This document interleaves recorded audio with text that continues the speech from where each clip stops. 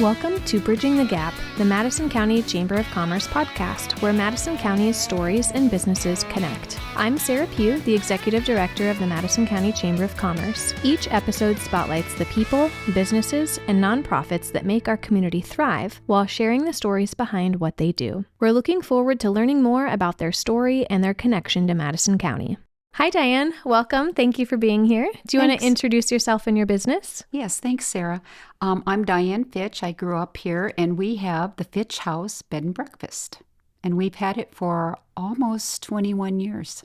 Okay, wonderful. So tell me a little bit about how you got started.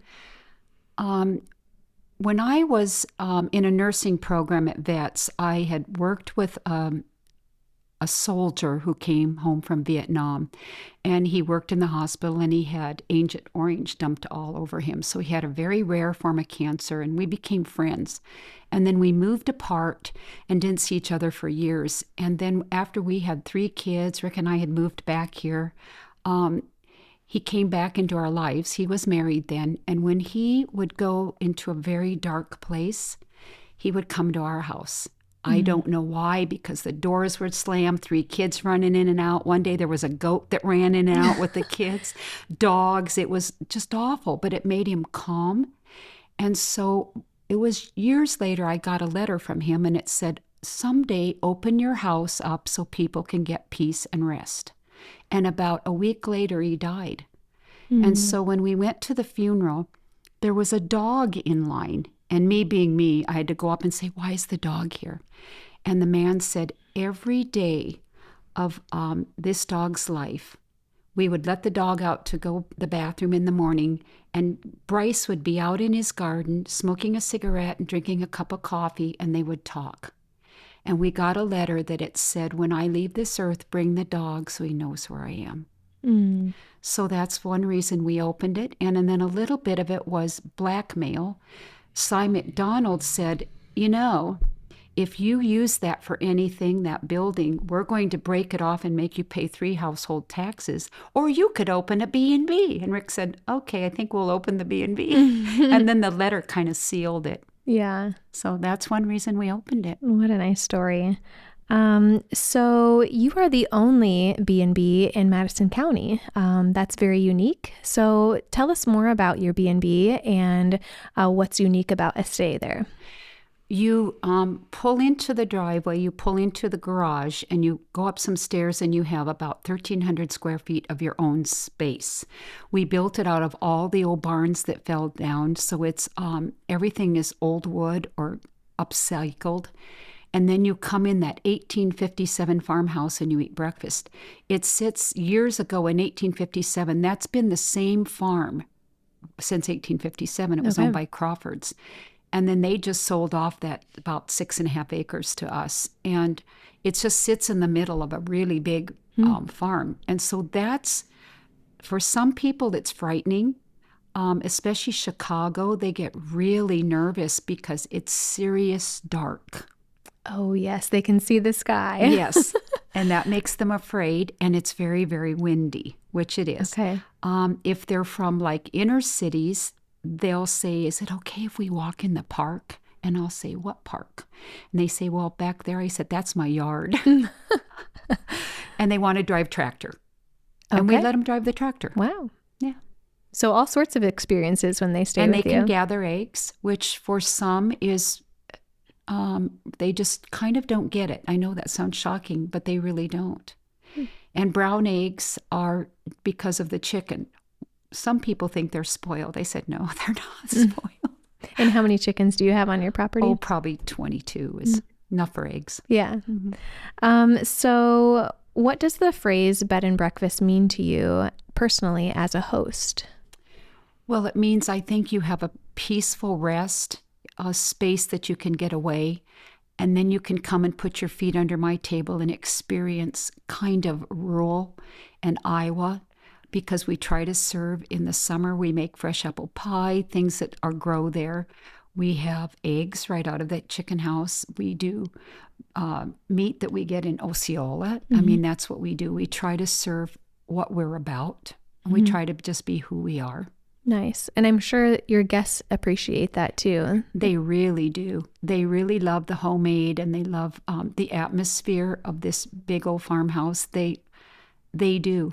And we've had many repeat people. Do you have any stories you'd like to share of people that have sat around your table? We had one. They come almost every year. Our son was burned. A water heater blew up, and he was burned really badly. And it was when he got home, he could go to a nursing home or come to our house. Well, everybody in my family's medical, so they said he'd probably be better off to come home. And that weekend, our guests were from Milwaukee. She was the doctor of pharmacy for Schrader, which is a huge hospital. And we had to put Band-Aids on him. They have to be debrided a couple times a day, and she taught us how. And she made everything better, and we've been friends for 20 years. They come back every year. And they come in the house with us, and we do stuff together, and I love it. I mean, yes, a lot of them, or they write to us every year or email. Yeah, that's so special. What do you want your guests to feel when they stay at your place? At home. Restful, that it's okay to let your hair down, and it's okay and they do. I mean, they sit down at the table and they have to go, but they might sit there for 4 hours, and we don't care. And in our kitchen it says, "And thank you for the people in this house that I love. Amen."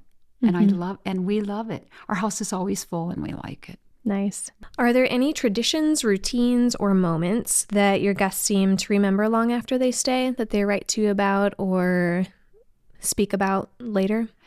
If they're ever there during Easter, we have an Easter egg hunt, and we've been inviting all the little neighbor kids, but we have an adult Easter egg hunt. Oh, tell me more. That is for our children, and we hide about 100 eggs full of money. So it's hilarious. The people love it because it becomes rather commando, because some of them have $100 bills in it. So it will become pretty rough, and it's so much fun. And they talk about that. They think it's hilarious and fun, and it is. Very nice. How has being located in Madison County influenced the experience that you offer your guests?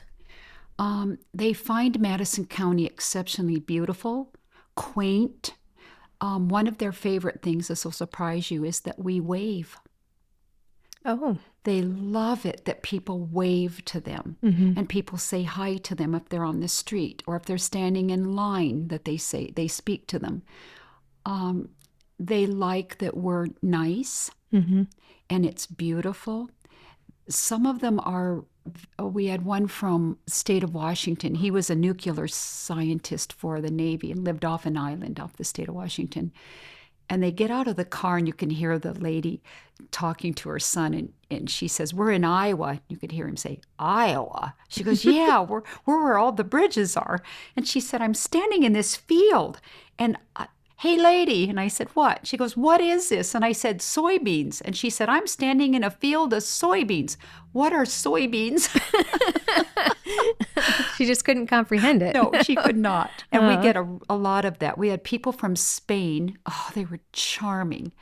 And she was a doctor in Spain, and she got an offer to study a year at Creighton in Omaha.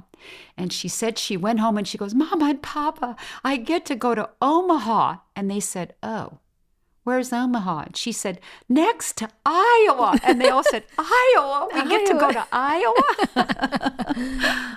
So what I'm hearing is that a lot of your guests have wonderful stories, but it sounds like you have just as much fun as your guests do, hearing about their stories and their life and making lifelong friends. Yeah, we do. Yeah. And we get lots of Christmas cards. We do. We have made lifelong friends. And we can tell I can tell stories on us. One day we had a hawk that would fly into the chicken house and just, a Cooper hawk, what they do, and kill chickens. And my husband came in and said, I've had it.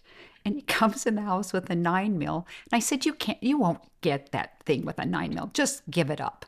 And then he comes back and I hear, and he goes out with a shotgun. Oh boy. I said, "Did you get the hawk?" "No, and you don't have an east at the end of the chicken house either." And people love that story because that was really funny. He didn't get the hawk, but he got the whole end of the chicken house. Goodness. So it sounds like you're very involved with your guests when they stay. So how do you introduce your guests to local businesses, to attractions and the history in Madison County? We always send them to all the bridges. We send them to Winterset, and we just say walk around the square. Just get the feel of things, talk to people, which they do, and drive around with GPS, because really you get around Peru and some of the hilly. It's really, really pretty. And they do. I think they just relax and just take it all in. Wonderful. Yeah. Anything else you'd like to share with us today? I don't think so. Thanks for Wonderful. talking to me. Yes, thank you for being here, Diane. Thank you. Thank you for listening to Bridging the Gap, the Madison County Chamber of Commerce podcast, where Madison County's stories and businesses connect. We hope today's conversation gave you a deeper look at the people and passion behind our local community. To learn more about today's guest, visit their website, and for more chamber events, membership, or resources, visit www.madisoncounty.com. Be sure to subscribe, share, and join us next time as we continue bridging the gap across Madison County.